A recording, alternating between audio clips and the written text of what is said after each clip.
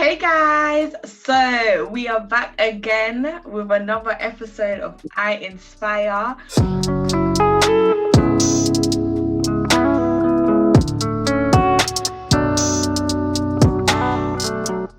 We are with Kings College London Presido in the house. Want to introduce yourself, Miriam? Hello, my name is Mariam Topia. I am, as you said, Kings College London ACS president. It's a little bit surreal because the year freshers came and gone, so it's a little bit weird to say that I've taken a position, but here I am. Here we are. We are talking about investing in you, supporting Black-owned businesses.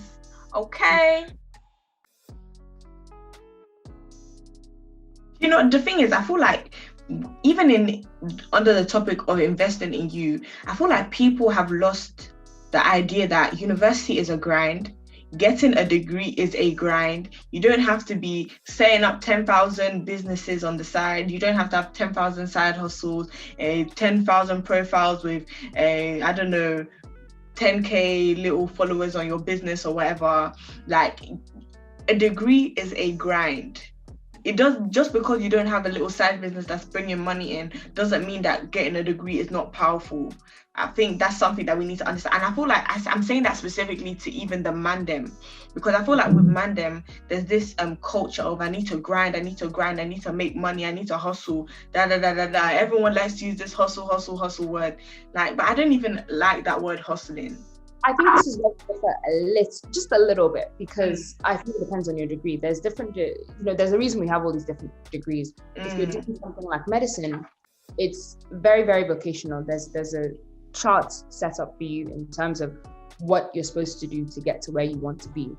Whereas I do film studies, I forgot to mention that I do film studies, and it's not as vocational. And, that's why people do different degrees, because they take what they can handle, and they take what they like. Whereas I'm more of someone who, I have all these different interests. It was easier for me to be like, okay, I'm doing this degree, but I have to remember that alongside it, if I don't put my energy and my time into the things that I'm passionate about, or passion projects or things that I want to grow into the future, it's very, very easy to finish the degree and say, okay, so now what? Where do you go from here? Law, same thing. So if you're doing law, you make sure you get the internships. You make sure I think for a lot of degrees, actually, you make sure you get the internships, which is cool. I made sure I got my experience, but having those passion projects could be make or break for you by the time uni ends. So let's say you're going to masters, by the time masters ends. Do you know what it is? Like, I don't disagree with you, but I just feel like nowadays having a degree or working towards your degree solely, like, let's say that's someone's passion. Their passion is to get first class, bang all the internships and whatnot. I feel like it's now looked down upon because you don't have a side hustle, because you don't. And that's what I was touching on. Absolutely. I completely get where you're coming from. I think that's the whole thing of what you said so nicely, which is investing in you. And if you know where your interests lie, you won't go wrong. If you know that first class is what you need to get to where you want to be, or even if you know where you want to be, that the first class is a step towards whatever makes you happy, then absolutely, definitely focus on that. I think there's some people, we all are aiming for this first class. Right. But if you know that is your primary goal, definitely, absolutely, it's part of investing in you. And I think we can talk through like some of the steps, but one of them is charting out exactly what interests you and what your goals are, long-term and short-term, which sounds like so is it middle school or high school, like just school in general, where they're like, tell me your goals, what happened, what went well, even better if, that kind of thing. The reason they tell you to do it again because it works, figuring out exactly what you're doing, writing it down, typing it out, or saying it to yourself and saying it to other people. And like I have amazing friends who are starting this business and that. One of my favorite things to do is to sit down and just talk it through with them, because you can see them getting excited. Right. And this and then that. And then when they actually start taking the steps towards that, I'm like, wow, look at them go, that kind of thing. I think that's what's amazing, and particularly Black people. You work. I love seeing the progression, man. Like for example, I do hair. I personally I personally didn't start doing hair until I knew that whatever I produce on someone else's head, I would want it on my own head. Do you know what I mean? I feel like some people take a different approach in that, and I feel like I was saying, I just love seeing the progression. Like when you see some people's pages on Insta, as you scroll up and you look at them more recent, you're like, wow, they're now here. Look at where they were. Do you know what I mean? I feel like that's one thing I love about looking at business pages, or even if it's not necessarily hair or makeup. If it's a clothing line, jewelry line, hair products or whatever, it's good to see the reviews that people leave and stuff like that. I feel like things like that are so encouraging. And it's like, yeah, you go, sis, you go, bro. You know, you get your coin.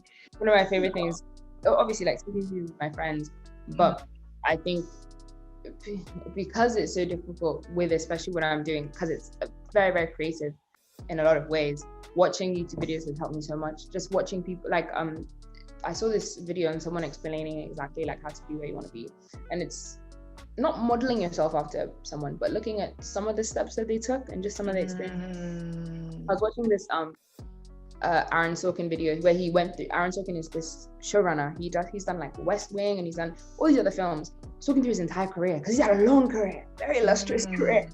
I was amazed. He was talking about half of it was just happenstance, luck, this and that. And I was just sitting there, I was like, whoa. I don't know if it's because of the time he was talking about where people used to just mingle anyhow anyway, which is so hard to imagine with Corona. But just hearing his career, so it got me working that night. I was like, I'm up. Yeah. I'm up. Started writing these guys. I was like, I'm ready. Let's even highlight that. Like, let's say you have an idea, look for people in that field. Look for someone that inspires you. Like someone that personally inspires me, not even necessarily because of what she does, but more so just her work ethic, her being a mother, her being a woman of faith, her being a multi-business owner, her being a New York best-selling author and stuff like that. Someone that inspires me personally is Aisha Curry. Like I just, you know them ones where it's like, yes. Wow. Like I said, it's not necessarily because of what she does, like in the cooking field, but it's just the whole idea that yes, she has a famous husband, but she's building her own brand, and it's standing, you know, like having the Curry surname is amazing, but she's the one that knows how to do all the cookbooks or open all the restaurants, do all her cooking shows and things like that. So I defo encourage everyone to have someone that they look up to and desire to mirror. Yeah, absolutely. I think that's something that, depending on your personality and type and like what you know works for you. So for me, I knew that like when I was younger, I definitely couldn't have, I could and I couldn't. Like there's some times where I look at someone and I'll never be able to, I can't do it anymore. And you know, you break down and you're like, what am I even doing anymore? Why am I in uni? You know, those ones. You know, you're talking to yourself about, why am I in uni? Why am I doing this? So what was even the point of me putting in this effort here? That kind of thing. Just because I've seen what someone else has done, or you know, I think we sometimes get stuck, particularly Black women.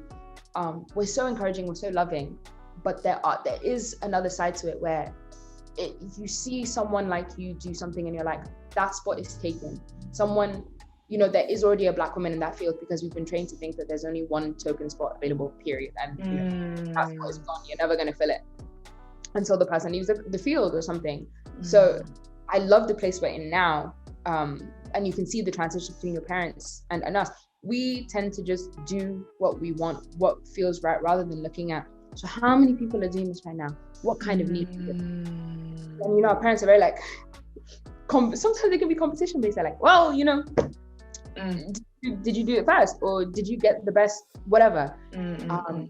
So just seeing, you know, how supportive everybody is with everything. I'll post an Instagram picture, yes, this, go on. I'm like, yo, it's just a picture. They're like, no, this is mad, thank you for this, that kind of thing.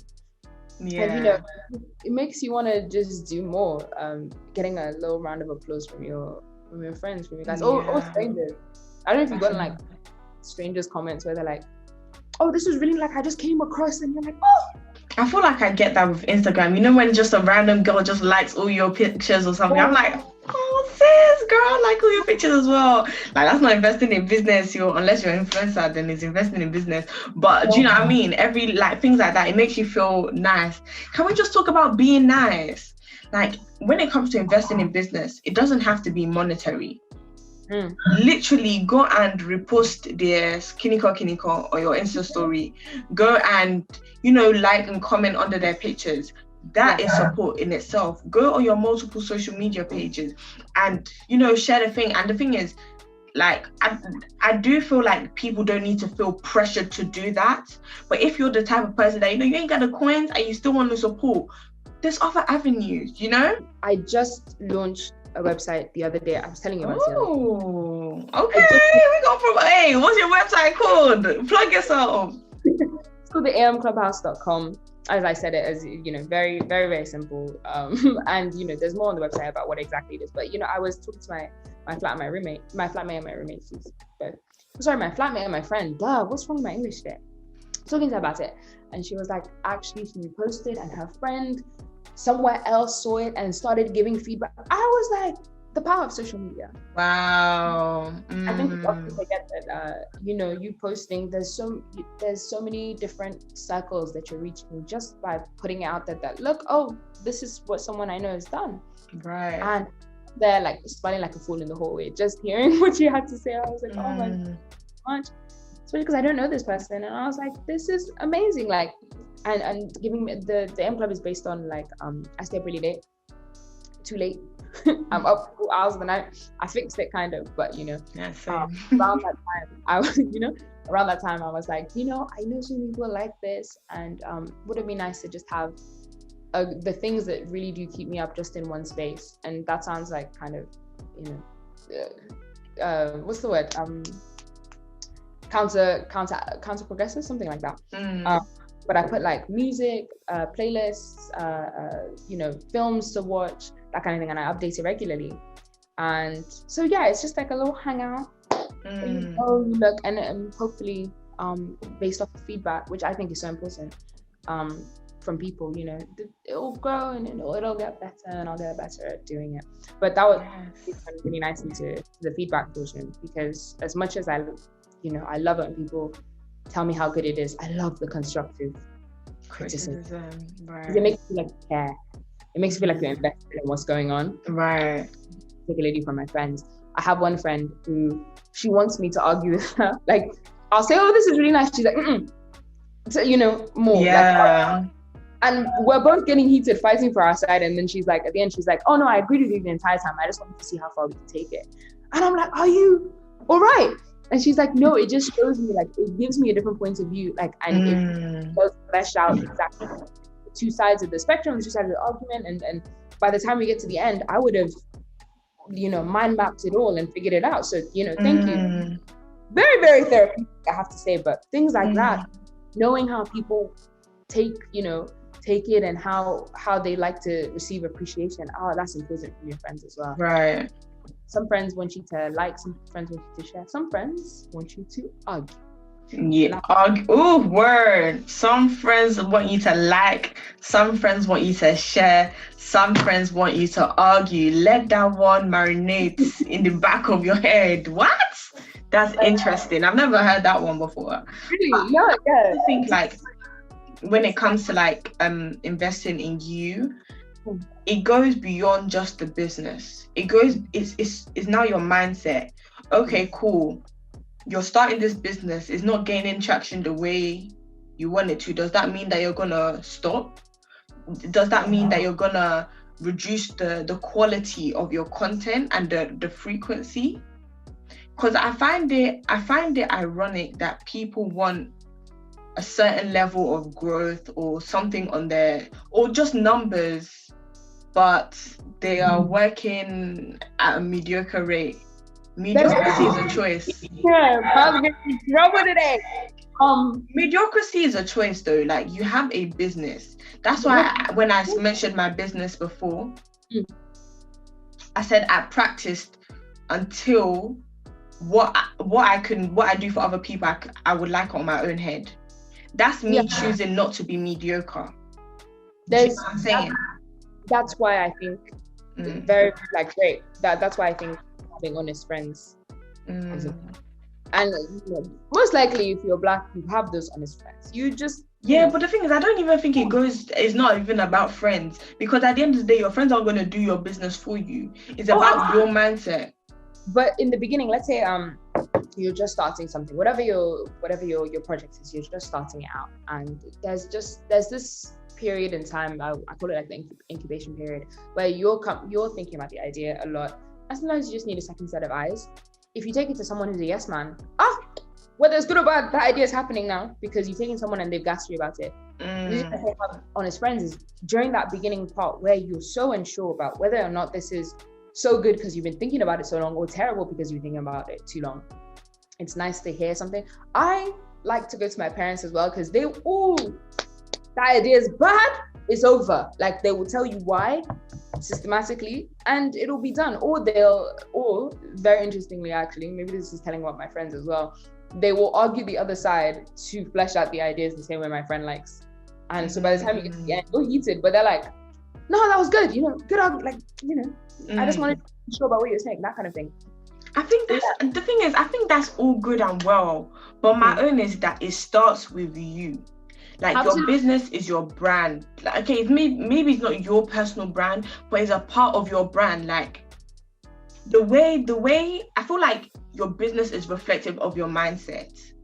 If your business, you are posting regularly, you are shouting yourself out, you're posting quality, is reflective of who you are in terms of, actually, let me not say who you are, but your strategy. Yeah, it's reflective of your mindset. Like, okay, have you thought out this business? Did you just do it off the whim with no calculations, no vision, no nothing? You just said, I'm good at drawing, let me make a drawing business. So I think that's the next stage. So you've fleshed out the idea, you know what you want to do. You've now got to the stage where you're posting about it, or you've put it out there into the world. Just before I continue, putting out there into the world is so important, because I was on the train like last year, or I was listening to some video or some podcast, and somebody was like, when you have an idea and you don't act on it, it's very, very true that the idea will not stay. And this is such a weird concept, but I do believe it. If you have the idea and you keep it within you, energy is not created or destroyed. It can only be transformed or transferred. That idea will go and it will, live in someone else and they'll act on it. You know what I mean? If you don't do it, someone will do it for you. As much as it's good to, be impulsive, like, oh yeah, I have an idea, bring it into fruition. It has to be a game plan. The next thing we're going to talk about is investing in your business monetarily, not just time-wise, but you need to buy that equipment, you need to buy those makeup brushes, you need to buy the hair stand or whatever. In terms of money, it's very easy to forget that what you're trying to set up is something long-term, potentially. And so for me, like when I look at spending money, so like I had to get some more equipment, not anything too heavy, but in my mind I was like, no, I had to keep on trying to rationalize it. And then I deep dive, I was like, wait a minute, if you're not about to invest in yourself, how are you planning on going to any other level? Like, how are you? And it was just, I think, just a projector I wanted to get. I was like, I need to get a projector. And in the grand scheme of things, really, with where my goal is, I was like, it's not really that. But I've been thinking about it for the last 2 weeks. And, I had to stop myself and I was like, but the reason it's not like you're getting it for fun. You actually need it for multiple things. So get it. But, it's one of those things where I think you forget that you're not just trying to, have a good time with it, or like buying a domain, that kind of thing. It's something that you need. And you need to just take that leap of faith sometimes and trust that by doing this, you're making it a little bit more professional. You're making it easier for people to find your website, for example. Because with something like a domain, without it, your website is called something like sunflowerlime.org, like just something, obscure, 3, 5, 6, 7, 8, whatever. So things like that, there's some basics that I'd say everybody who's trying to, should get. You should just remember, it's a long time. Hopefully you will have returns on your investment eventually, over time. Same thing with trust yourself. So like you said, that trust that you have in yourself, and just knowing that, listen, you're not going to put out anything whack. So, whatever you're putting out there, somebody somewhere is going to like it. They're going to be like, ooh. There's always a community out there for you, basically. Yeah. like even when investing in your business, one thing I was gonna say is just like make sure that when you're buying all the things, you're realistic. In terms of don't go and blow 10K Right. on, I don't know, hair stuff or I don't know, all this stuff, don't go and blow 10K and there's no plan on how you're gonna make it back. You know what I'm saying? Like, just with reason, like the most, I don't know, common example that I can use is like YouTubers. Usually when they start, their camera quality isn't the best, maybe it's decent, but as their platform grows, as they gain more followers, as they invest in themselves, as they grow, their camera quality increases because they have the return on their investment to be able to do that. But from the get-go, I'll just say take time, especially for small businesses, because sometimes it may take longer than you desire for your business to grow. There are some things that I'd say definitely initially you should have it, especially if it's an idea you start, like Instagram is free to use. If you know you want a website, creating the Instagram page and just letting it simmer for a little bit. And I think that's what I did, not by any means of forward planning. I didn't really think about it. It was just something I did where I started a page for the M Club, like I want to say almost a year ago now. And it's just something that sat there and, you know, Corona came and busted it wide open. But, you know, it's something that people could eventually recognize. And when I was talking about it, people knew what I was talking about. I'd be like, oh, the M Club, they're like, oh, yeah, I saw the, you know, that kind of thing. Eventually, this year, I was like, girl, get the domain because someone else is going to take it. And surely they did. But, you know, get the domain, get this, get that, because if you don't, someone else is going to do it for you. And be financially responsible, please. Don't go and get your business. I mean, it's none of my business what you spend your money on, but don't get your business with the little you have. Don't go and buy Gucci belts and then have zero in your business bank account. You know what I'm saying? Like, keep your business bank account separate from your personal bank account, or if there's a way that you can separate it within your personal bank account so that you don't touch it, like in Monzo where you have the little pots and stuff. Like, do that, please. Thank you guys for tuning in to this episode. Bye everyone. Bye guys.